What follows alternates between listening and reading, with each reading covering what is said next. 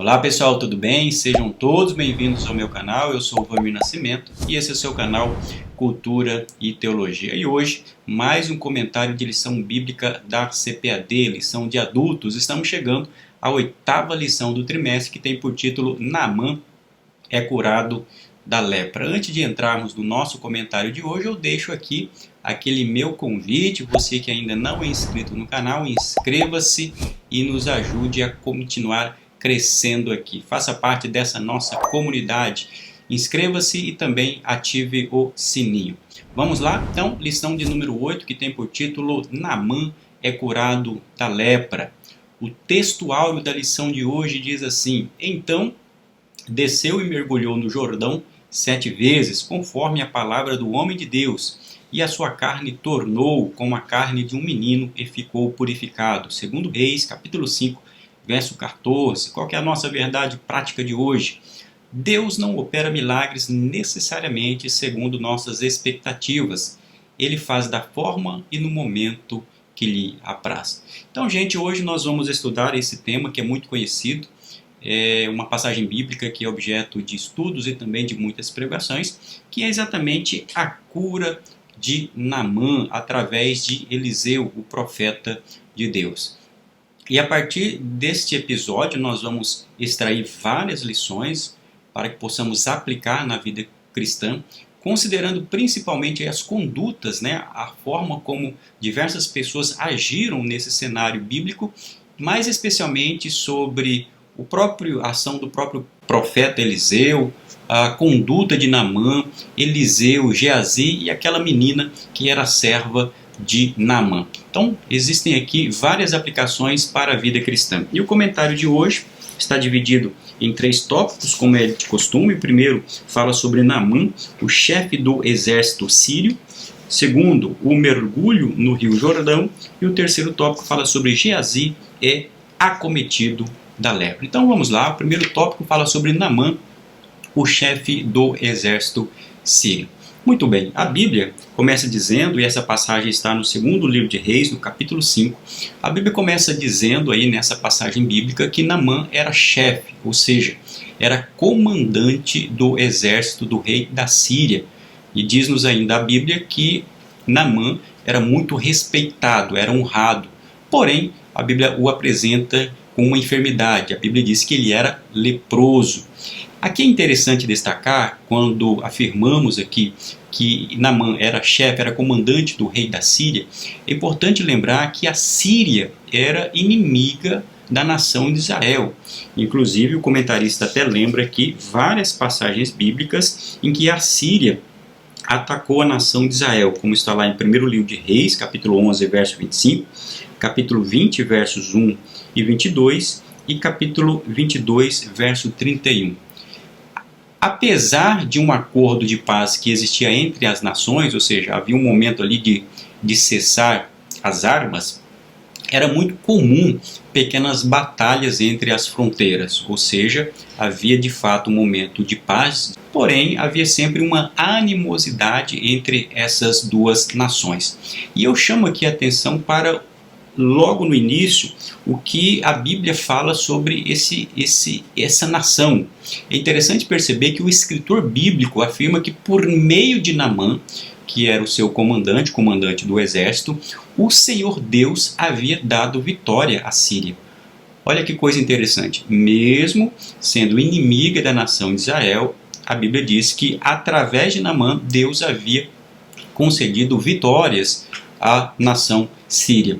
Isso mostra que, ao fazermos uma avaliação geopolítica acerca daquilo que acontece entre as nações, nós precisamos tomar um sério cuidado para não estabelecer uma teologia da guerra em questões internacionais, querendo sempre dar uma apresentação, dar um direcionamento político para questões internacionais, sem levarmos em consideração aquilo que há no reino espiritual, seja a permissão ou seja a determinação de Deus. Em questões normais, se nós pegarmos somente por uma avaliação humana, pela ótica humana, nós não poderíamos extrair uma vitória da nação síria, porque ela é inimiga ou era inimiga da nação de Israel naquele contexto. Mas é claro, aqui nós temos uma afirmação de que Naamã foi responsável por essa vitória ou por essas vitórias, obviamente com a autorização ou com a permissão de Deus.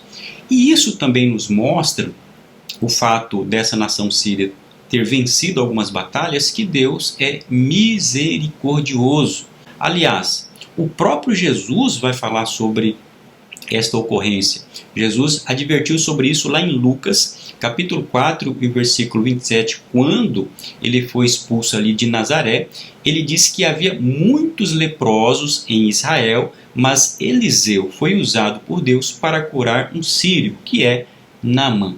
O que isso representa? Representa que a graça de Deus não está restrita a uma nação, não está restrita a um povo, mas essa graça de Deus, ela é abrangente, ela opera muito além daquilo que nós imaginamos da perspectiva política, geopolítica, ou levando em consideração as linhas internacionais.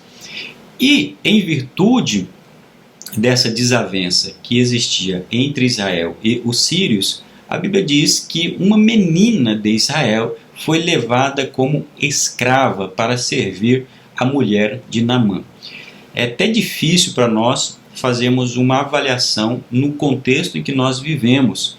Por quê? Imagine, nós estamos falando de uma menina que foi levada como escrava, resultado de uma guerra entre essas duas nações.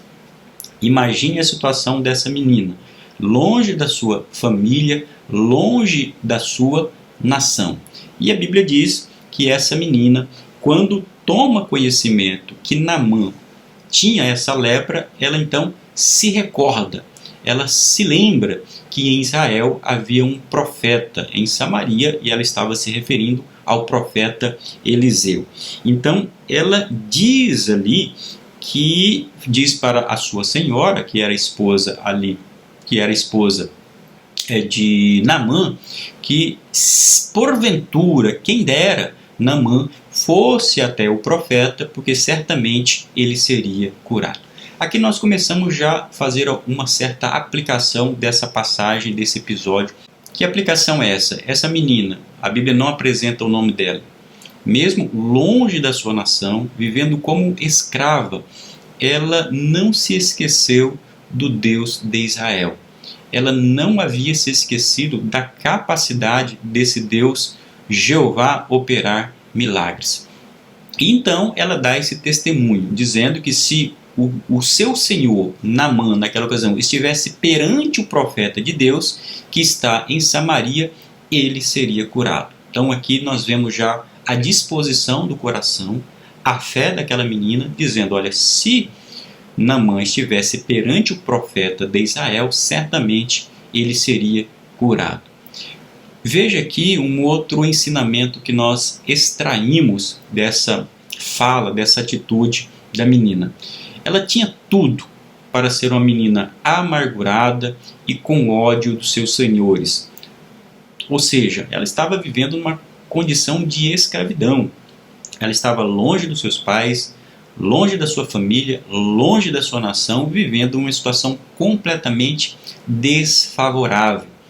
Em uma situação daquela, olhando pela ótica humana, ela poderia querer somente o que há de mal na vida de Naamã e de toda aquela nação síria ali. Ela poderia ter culpado o mundo e nem se preocupado com o problema de saúde física de Naamã.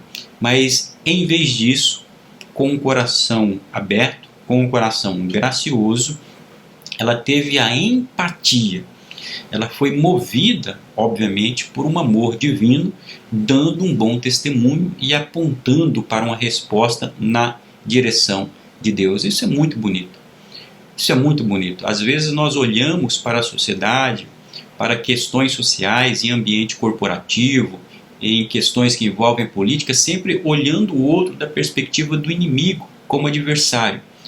E quando nós olhamos nessa perspectiva de ver o outro como adversário, nós nos esquecemos do que há de mais importante na fé cristã, que é o amor, que é a empatia, se colocar na posição do outro. Quando nós olhamos o outro como adversário, nós nos esquecemos de pregar o evangelho para ele. Nós nos esquecemos de orar por aquela pessoa. Por quê? Porque a nossa perspectiva humana é sempre querer que aquela pessoa se dê mal. Mas não foi essa a perspectiva, não foi essa a atitude daquela jovem menina. Em vez disso, ela estava se preocupando com a vida de Naamã e com aquela triste enfermidade que era uma lepra. E nós sabemos que naquela ocasião, uma pessoa que tinha lepra não tinha muita perspectiva de vida, porque realmente era uma doença fatal. E, além disso, desonrava a pessoa. Quem tinha lepra, uma pessoa muitas vezes que era reprimida na sociedade, porque aquilo era visto pelas demais pessoas. E, além disso, ao olharmos para a atitude dessa jovem menina, sem posição, ser considerada na sociedade em uma posição sem privilégio algum, vivendo como escravo, isso nos mostra o que também?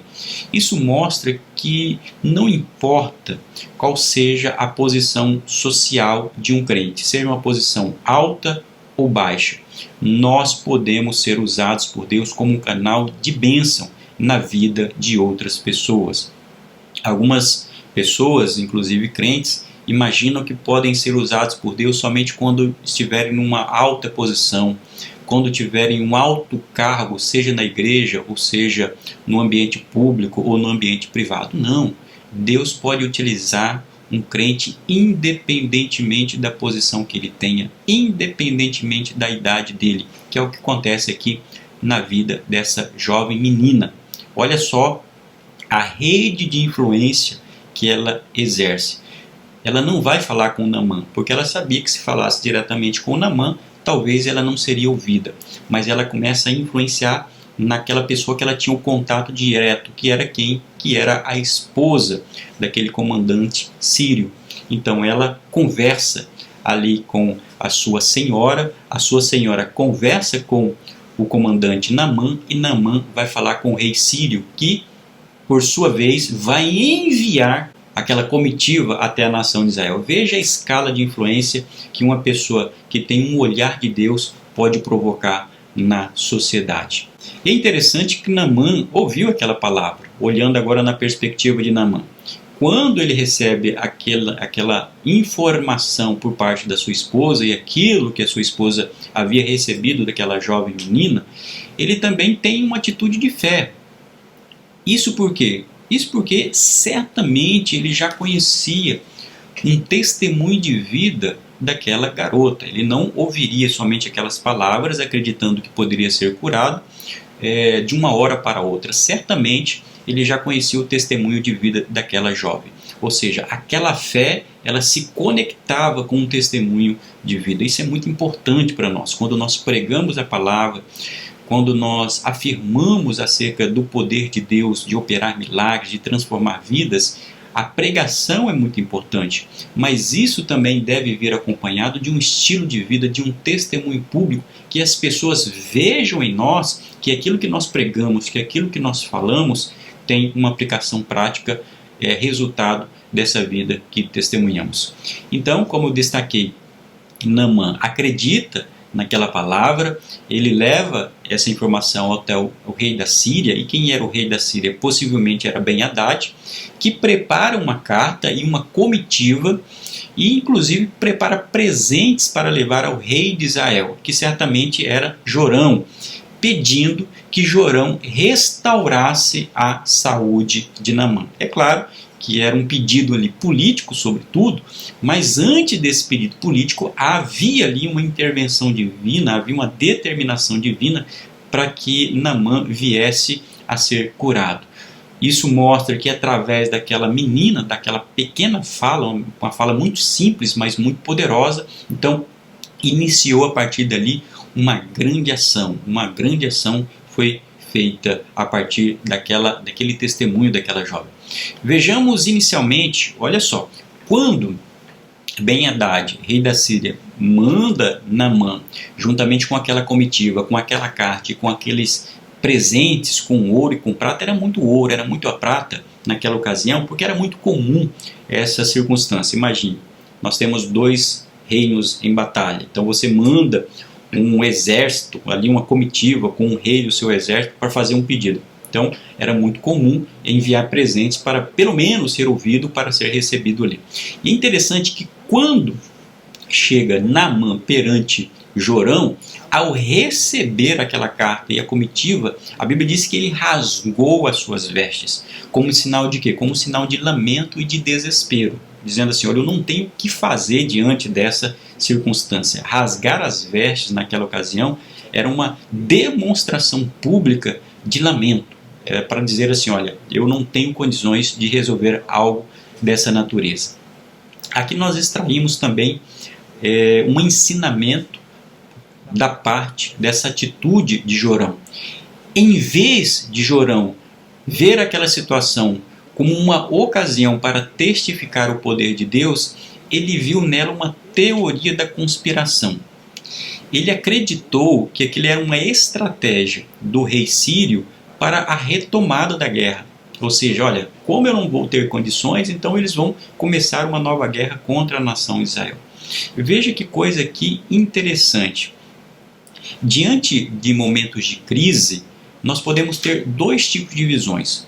Ou podemos ter uma visão de oportunidade para vermos o livramento de Deus, acreditarmos que Deus é poderoso para intervir, para operar um milagre, para operar com a sua mão forte, ou podemos ter uma visão que é baseada numa teoria da conspiração, acreditando que nós estamos sendo perseguidos, que há uma guerra. Veja que coisa aqui para nós extrairmos uma aplicação. Ou nós podemos ter uma visão espiritual, acreditando que em momentos de crise Deus pode agir, ou podemos ter uma visão que é uma visão conspiratória. Já viu aquela pessoa que encontra problemas em tudo? Aquela pessoa que imagina que existe um adversário quando não existe adversário? Quando ela imagina que uma pessoa quer passar a perna nela, quando a pessoa não está nem se preocupando com isso, isso muitas vezes acontece até mesmo entre os cristãos, baseando-se nessas teorias da conspiração, até mesmo no nível espiritual. É o que acontece aqui com Jorão. Em vez dele observar naquilo uma oportunidade para testemunhar mais um momento de paz e ação de Deus, ele imaginou que era uma estratégia por parte do rei da Síria. Isso nos leva a perguntar, qual a nossa visão? Qual a sua visão diante de um momento de crise? Você encontra problemas onde não há problemas? Ou você encontra naquela situação um momento de oportunidade para ver o agir de Deus? E depois disso, quando o rei de Israel tem essa atitude, ele rasga suas vestes, aí nós temos um outro personagem que entra em ação, que é o personagem que nós já conhecemos, que é Eliseu. Eliseu toma conhecimento daquilo que havia acontecido, daquilo que o rei havia feito, e diante dessa circunstância, Eliseu, o profeta de Deus, ele não ficou passivo. Veja que aquela comitiva Naamã não foi até Eliseu, foi até o rei, o que era comum naquela circunstância. Mas Eliseu sabia que aquele momento era o momento do agir de Deus, e ele tinha a responsabilidade de entrar em ação. Ou seja, ele não fica passivo, ele não é omisso naquela circunstância.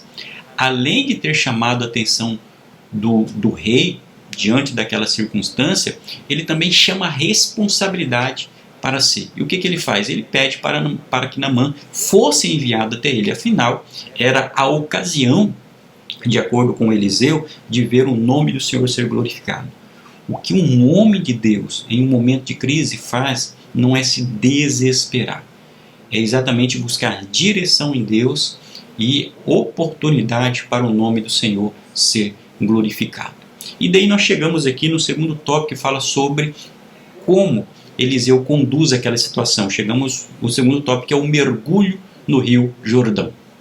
Ao receber o comandante Naamã na sua casa, é interessante que Eliseu não se impressiona com aquela pompa e com toda aquela comitiva. Imagine, você está recebendo na sua casa, certamente uma casa muito simples, você recebe ali o general, o comandante do exército sírio, com toda uma comitiva e com muitos presentes de ouro e prata com ele.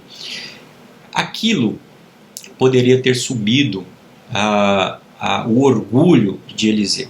Porém, ali nós vamos perceber que mais uma vez Eliseu dá um testemunho de crente. Ele não se aproveita daquela oportunidade para fazer um movimento sensacionalista. Ele não faz um show ali, aproveitando-se daquele momento político para que o nome dele fosse exaltado. Eliseu não faz isso.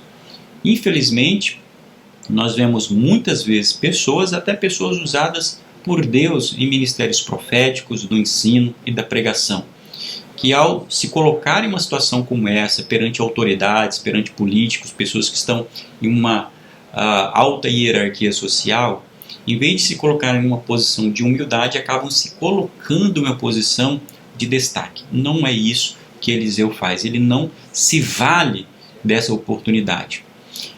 Em vez disso, Eliseu faz o quê? Eliseu nem foi ver Naamã. É interessante que Eliseu nem se encontra com Naamã. A Bíblia diz que ele manda mensageiros, dizendo para Naamã se lavar 7 vezes no Jordão. Esta foi a orientação de Eliseu para Naamã. Olha, Eliseu não se encontra com Naamã, manda os seus mensageiros, fala, você precisa ir para o Jordão e se lavar 7 vezes para que você seja curado. Então você será curado.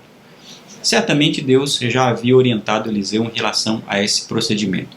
E aqui nós vamos extrair também alguns ensinamentos com relação à atitude de Naamã. Quando Naamã recebe esse comando da parte de Eliseu, o que ele faz? Inicialmente ele fica indignado, é claro. Ele fica muito indignado com aquilo que ele ouve. Ele já saiu da Síria, uma pessoa com lepra já se encontra numa situação envergonhada. Primeiro ele teve o contato com o rei Jorão. Jorão rasgou as suas vestes e viu naquilo um momento, uma estratégia de guerra. Quando ele vai se encontrar com Eliseu, Eliseu nem o recebe e manda mensageiros. E mais ainda, manda ele se lavar 7 vezes no Jordão. Então há uma indignação da parte de Naamã. Primeiro porque ele não foi bem recebido, como ele está aqui.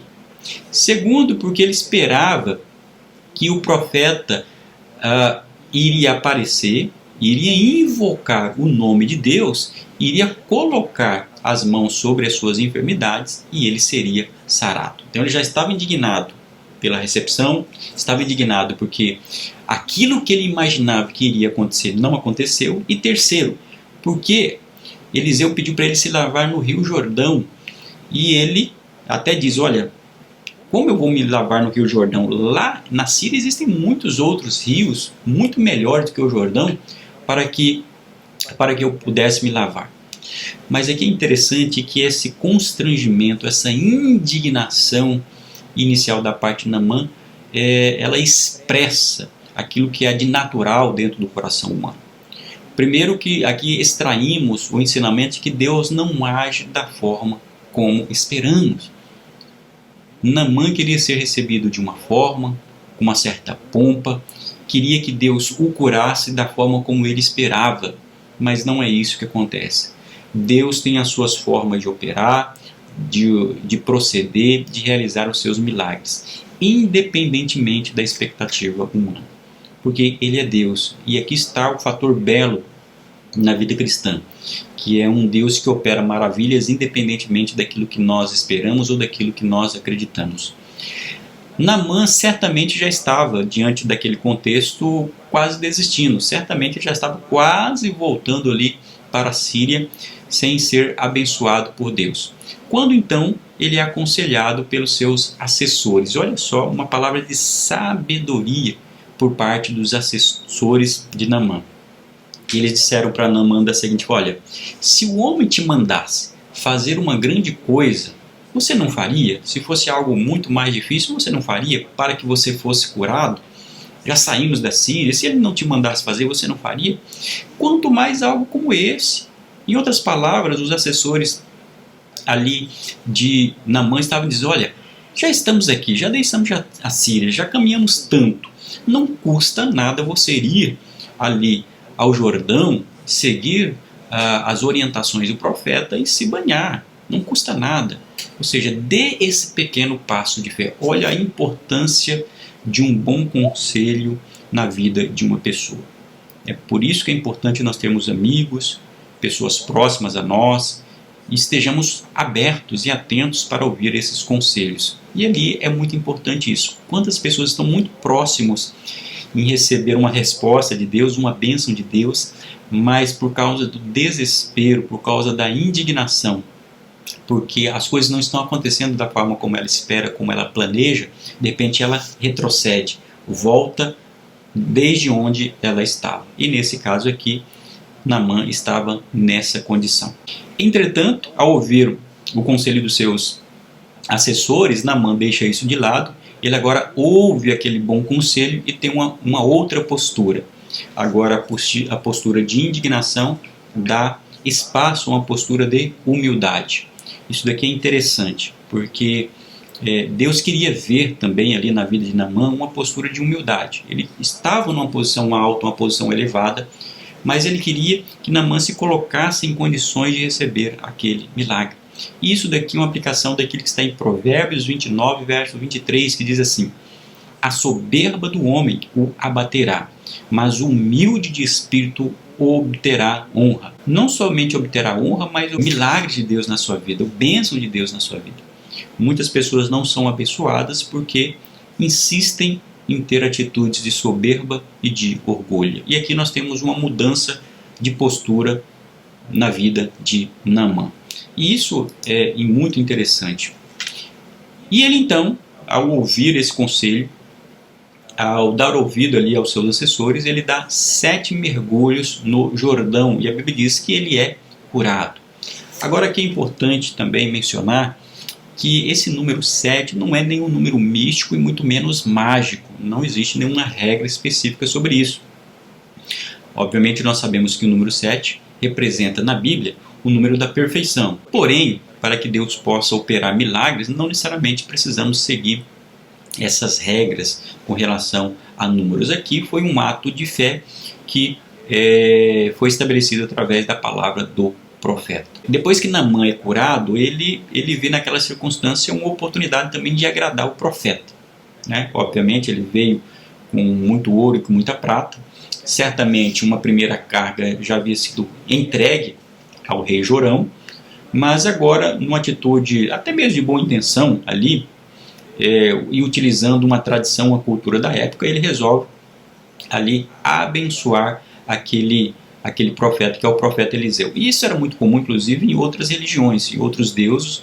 Os seus oráculos, quando eles oravam, era muito comum eles receberem um tipo de bênção material, um valor material, através de metais preciosos daquele que recebeu a oração. E nesse caso, Naamã, se valendo daquela tradição, daquela cultura, muito mais ainda, depois que é curado, ele tem aquela intenção de levar ou de dar aquele valor, né, aqueles metais preciosos para o profeta. Porém, Eliseu não recebe, não aceita aquela dádiva, aquela oferta por parte de Naamã. Olha que coisa interessante. Ele poderia ter recebido? Ele poderia ter recebido. Aliás, quando nós fazemos uma aplicação disso, quando um pregador, quando um ensinador, quando um líder cristão, ele realiza alguma coisa, é justo que em determinadas circunstâncias ele receba bênção, ele receba oferta por parte de pessoas bem intencionadas. Não há problema nenhum disso. Não há problema nenhum, desde que isso não seja uma exigência, desde que isso não seja um valor, uma taxa cobrada pelo pregador, pelo líder religioso. Isso é extremamente justo.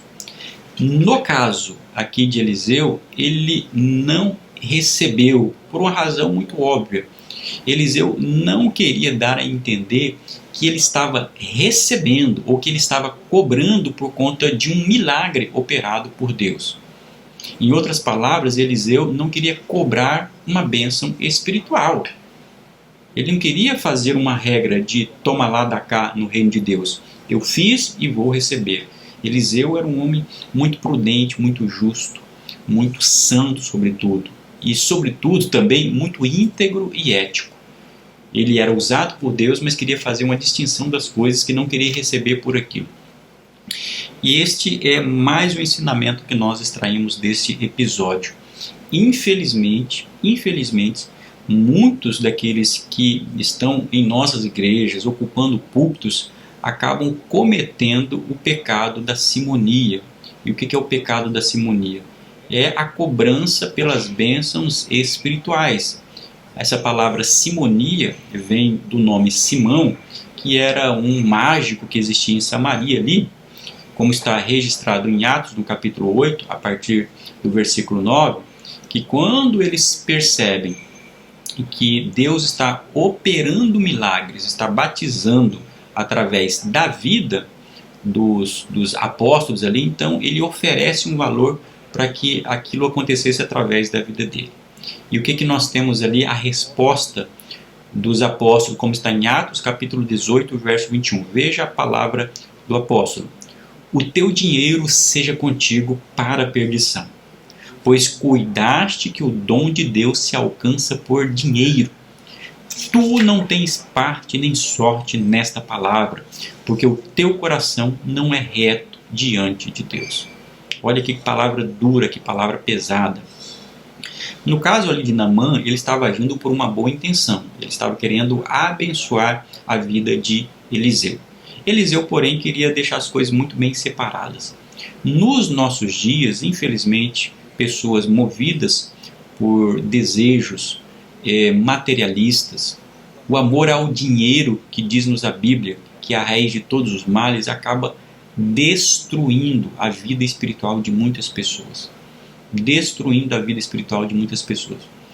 Muitos que poderiam ter um ministério muito bem edificado, uma família muito bem edificada, muito bem construída, uma trajetória para honrar o nome do Senhor, infelizmente, acabam caindo por conta desse amor, por conta desse apego ao dinheiro, às posses materiais.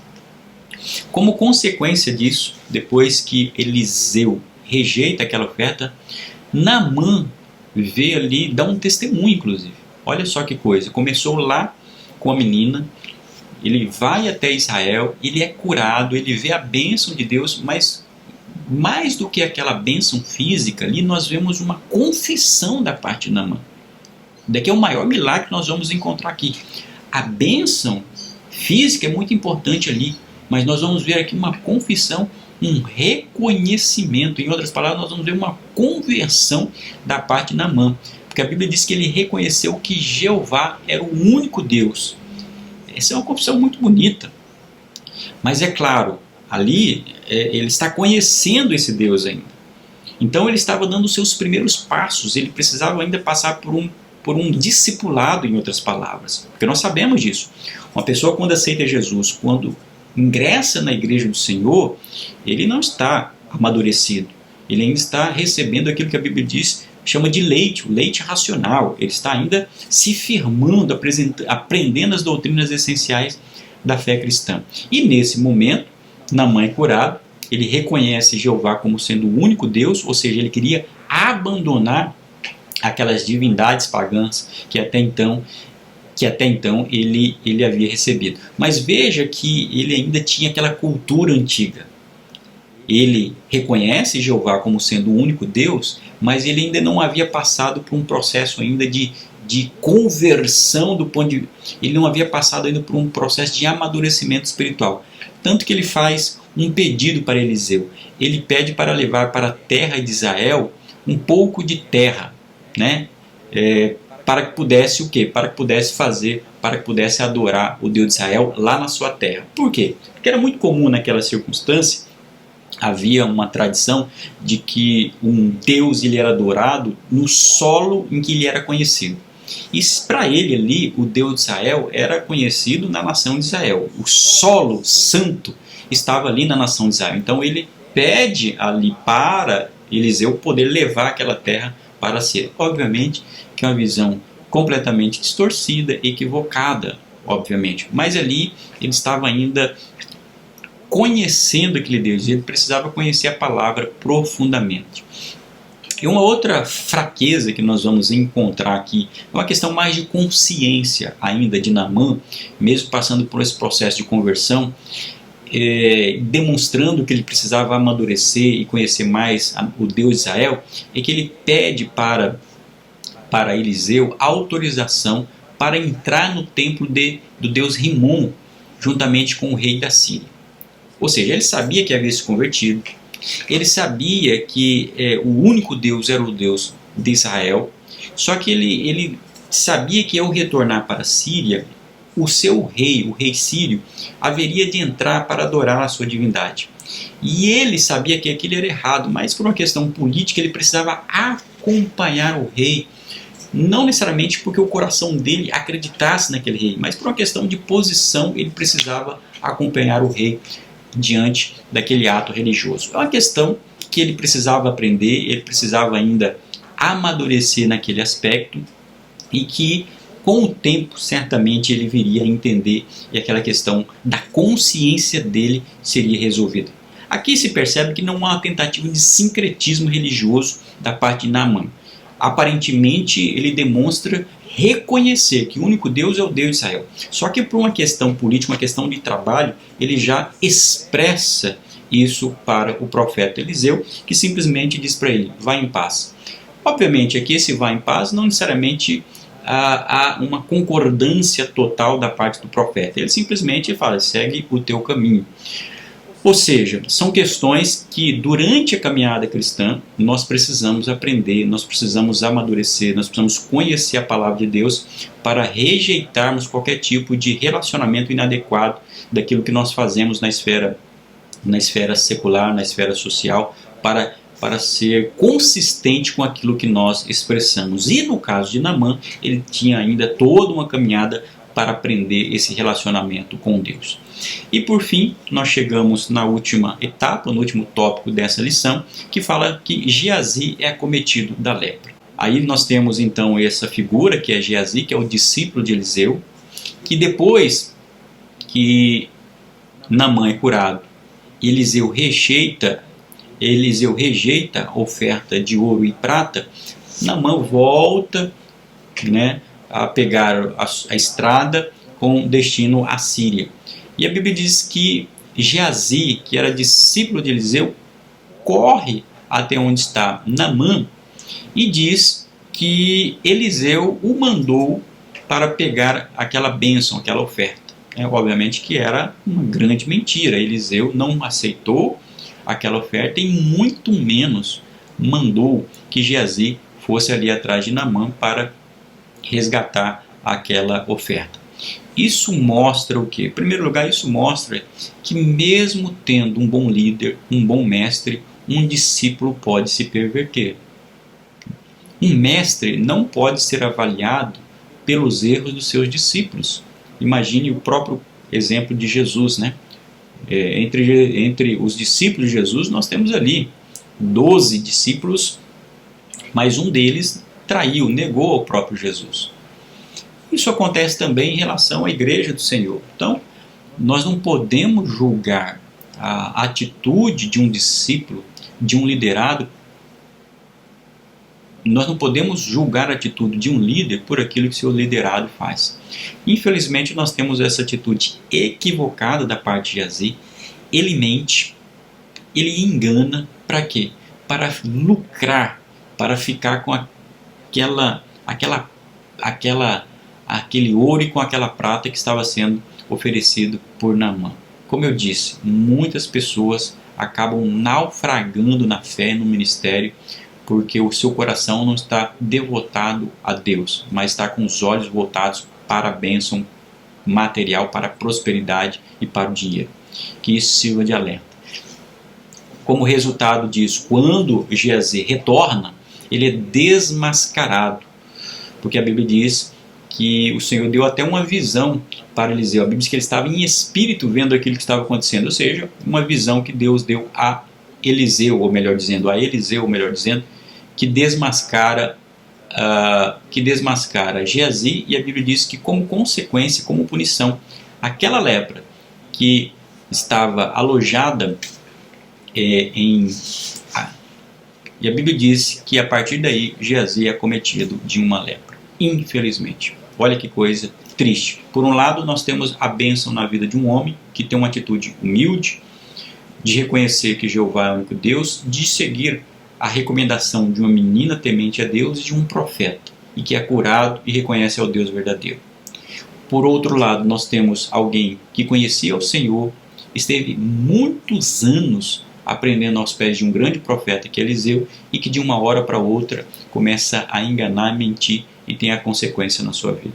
O que isso nos mostra, meus irmãos? Isso nos mostra também que nós precisamos tomar muito cuidado na trajetória cristã. Não é o tempo nem a posição que define o nosso destino espiritual, mas são as ações diárias de reconhecimento diário que o Senhor é o único Deus nas nossas vidas. É isso, que Deus abençoe a tua vida, que essa lição tenha sido rica e proveitosa para você. E eu finalizo com a leitura da conclusão dizendo assim: a cura de Naamã nos mostra que Deus está disposto a perdoar e salvar a todos, independentemente de posição social ou nacionalidade. E apesar de muitas vezes não compreendermos o Senhor, opera maravilhas de formas diferenciadas. Naamã, a princípio, não havia entendido o caminho para a cura, mas assim que a recebeu, reconheceu o Senhor como o único e verdadeiro Deus. Amém? Que Deus abençoe a tua vida e nos vemos no nosso próximo encontro, na nossa próxima lição. Até lá!